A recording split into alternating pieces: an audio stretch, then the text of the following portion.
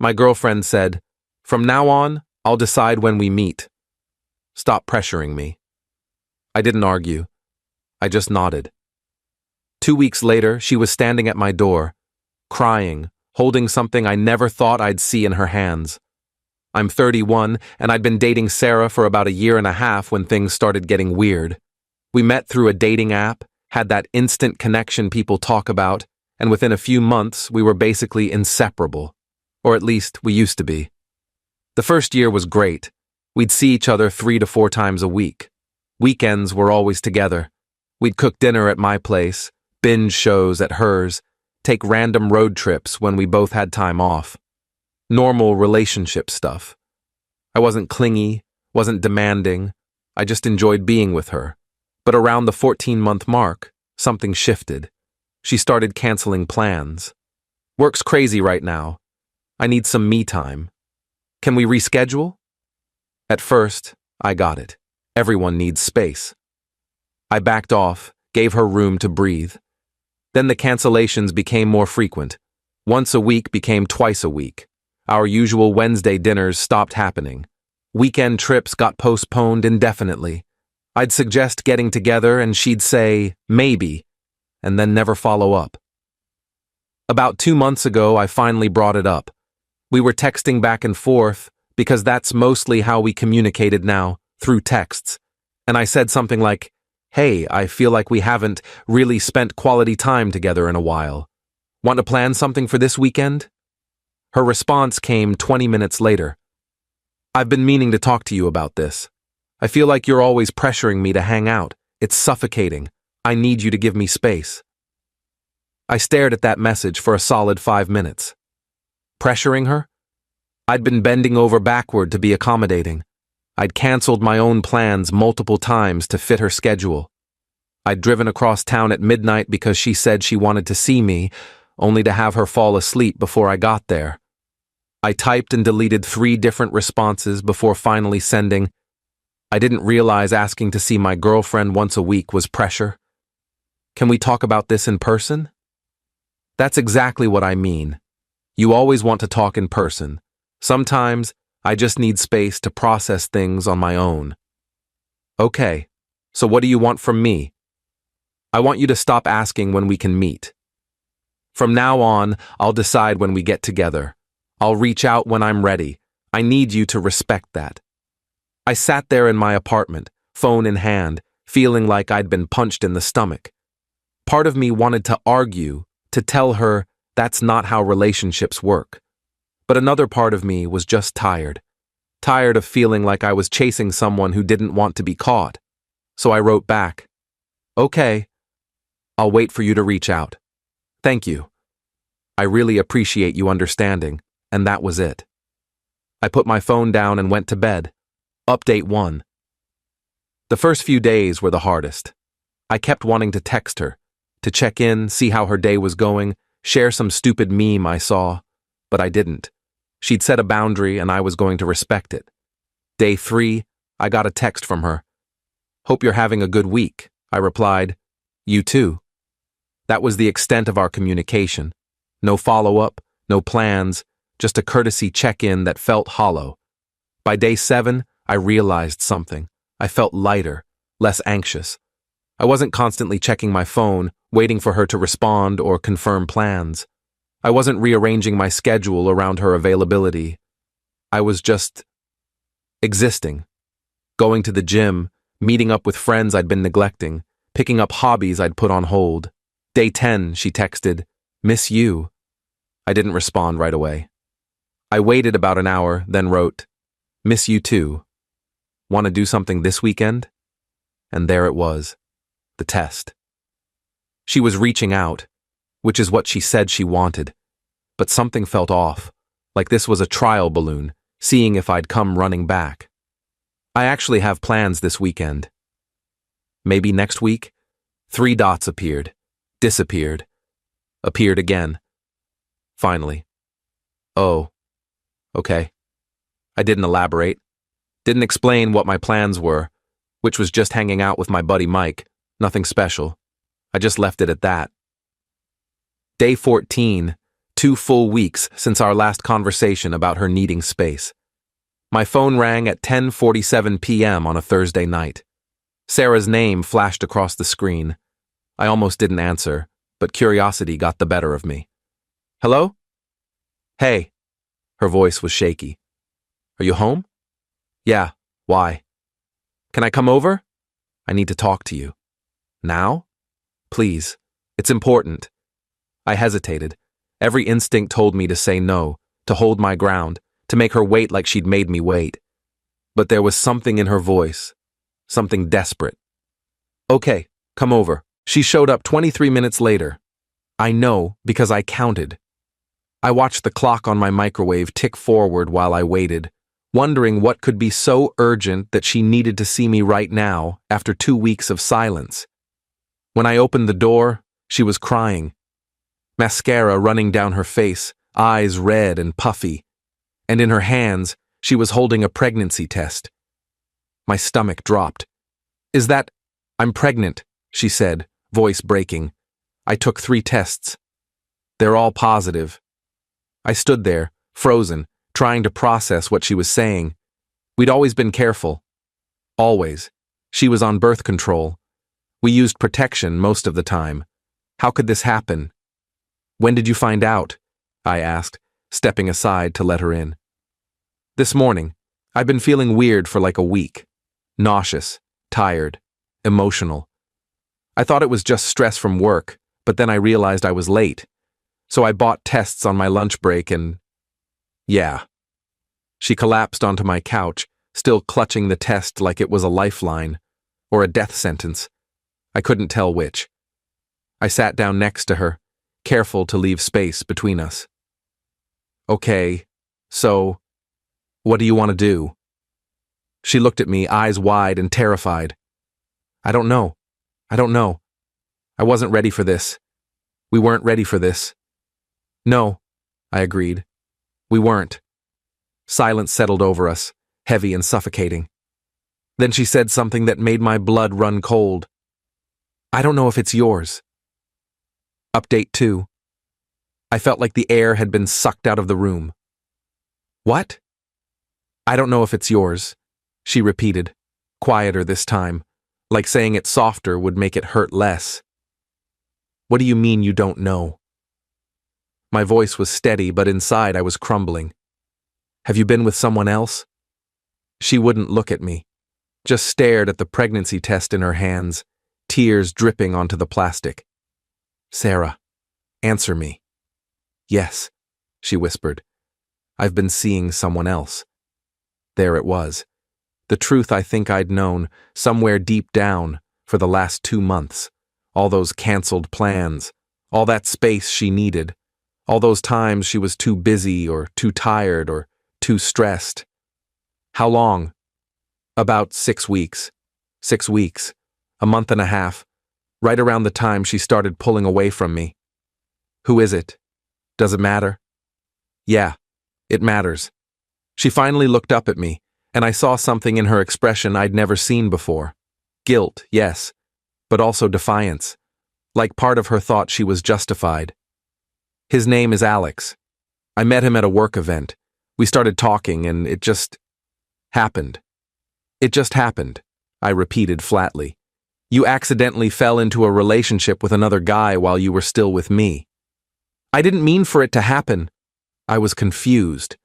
I felt like you were always asking too much from me, always needing attention, and Alex was just easy. He didn't pressure me. He just let me be. So it's my fault you cheated. That's not what I'm saying. Then what are you saying, Sarah? She stood up, pacing my living room like a caged animal. I'm saying I made a mistake. I'm saying I'm pregnant, and I don't know who the father is, and I'm terrified. I leaned back on the couch, running my hands through my hair. This was insane. This was a nightmare. Have you told Alex? No, not yet. I wanted to tell you first. Why? Because She stopped pacing, turned to face me. Because I think I want it to be yours. I laughed. Actually laughed. A harsh, bitter sound. You want it to be mine? Why? Because Alex won't stick around? Because I'm the safe option? Because I love you, she said, and her voice cracked. I know I messed up. I know I hurt you. But I do love you. And if this baby is yours, maybe we could… No. What? No, I said again, standing up. I'm not doing this. I'm not going to be your backup plan. I'm not going to raise a kid with someone who cheated on me and then only came back because she got pregnant. But what if it's yours? Don't you want to know? Of course I want to know. But wanting to know doesn't mean I'm going to play happy family with you. She started crying harder, sinking back down onto the couch.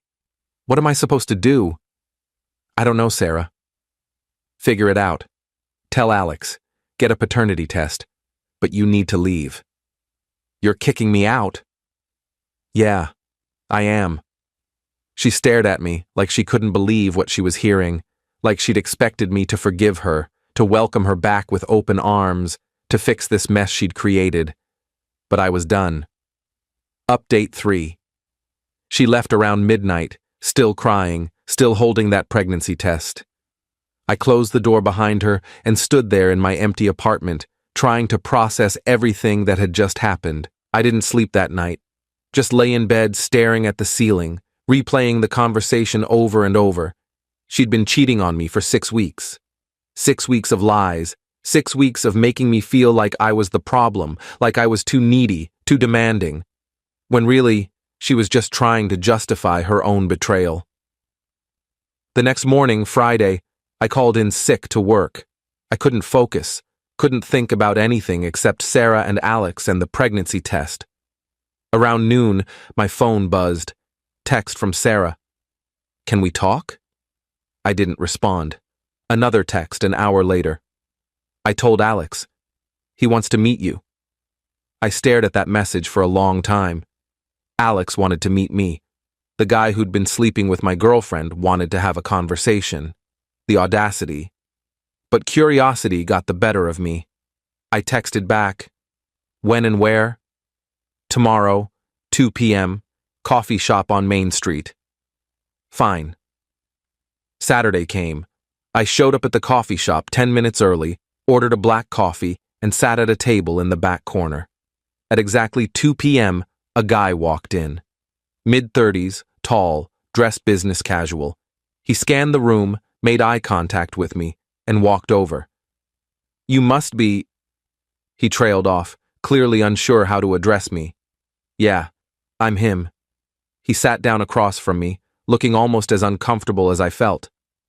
I'm Alex. I know. Awkward silence. He fidgeted with his coffee cup. I just waited. Look, he finally said, I didn't know about you when Sarah and I started, whatever this is. She told me she was single. She lied. Yeah, I figured that out yesterday when she showed up at my place crying about being pregnant. Did she tell you it might not be yours? He nodded. She did. And I told her, I'm not ready to be a father. I'm not ready for any of this. We've been seeing each other for less than 2 months. This wasn't supposed to get serious. I almost felt bad for him. Almost. So what do you want from me? I want to know what you're going to do, if the baby's yours. I don't know yet. I'm waiting for her to get a paternity test. And if it's yours, then I'll deal with it. But I'm not getting back together with her, if that's what you're asking. He looked relieved. Good. Because I'm not either. We sat there for another few minutes, 2 guys who'd been played by the same woman, trying to figure out how to navigate the mess she'd left behind. She really did a number on both of us, Alex said finally. Yeah, I agreed. She did. Final update. It's been 6 weeks since that night Sarah showed up at my door. 6 weeks of waiting, wondering, and trying to move on with my life. She got the paternity test done 3 weeks ago, one of those early prenatal DNA tests that can determine paternity before the baby's born. She texted me the results last Monday. The baby isn't mine. I read that text sitting in my car after work, and I felt this overwhelming wave of relief wash over me. Relief mixed with sadness, because part of me had wondered what it would have been like, but mostly relief. I texted back, "Okay. Thanks for letting me know." She replied, "Can we talk?" "No. There's nothing left to say.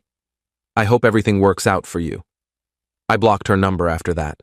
Blocked her on social media too. Complete clean break. Through a mutual friend, someone who's stayed neutral through all this, I heard that Sarah and Alex tried to make it work for about 2 weeks after she got the results. But it fell apart fast. He wasn't ready to be a father, wasn't ready for the commitment, and apparently resented her for lying about being single in the first place. Last I heard, she moved back in with her parents. She's planning to keep the baby and raise it on her own. I feel bad for the kid, honestly, but it's not my problem anymore. As for me, I'm doing okay. Better than okay, actually. I've been focusing on myself. Going to the gym regularly, reconnecting with old friends, even started seeing a therapist to process everything that happened. She helped me realize that Sarah's behavior wasn't about me. It was never about me being too needy or too demanding. It was about her issues, her inability to be honest, her need for validation from multiple sources.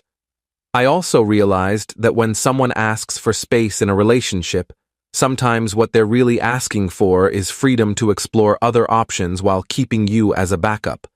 And I'm never going to be someone's backup again. I haven't started dating yet. I'm not ready. But I'm getting there. Taking it slow. Learning to trust again. Learning to recognize red flags early. Someone asked me recently if I regret how I handled things, if I should have fought harder to keep Sarah or been more understanding about her needing space. My answer is no. I gave her exactly what she asked for, space and autonomy, and in return, she showed me exactly who she was. Sometimes the best thing you can do for yourself is believe people when they show you their true colors. Sarah taught me a lot. She taught me that love isn't enough if there's no honesty. She taught me that boundaries matter. She taught me that I deserve someone who actually wants to be with me, not someone who treats me like an obligation. And maybe most importantly, she taught me that sometimes the worst thing that can happen to you ends up being the best thing in disguise. Because if she hadn't asked for that space, if I hadn't backed off, I might have spent years with someone who was never really all in. Now I'm free, and that's worth everything. Edit. A lot of people are asking if I ever found out why Sarah chose to tell me first instead of Alex when she found out she was pregnant. Honestly, I think she knew Alex wouldn't step up. She'd been with him for 6 weeks. It was still new, still casual in his mind. But she and I had history. She probably thought I'd be more likely to commit, to help her, to be the responsible one. Basically, I was the safer bet. Glad I didn't take the bait. Edit 2. For those wondering if I feel guilty about not being there for her during the pregnancy, no, I don't. The baby isn't mine. She cheated on me. She lied to me for weeks. She made her choices and now she's dealing with the consequences. That's not cruelty. That's just reality.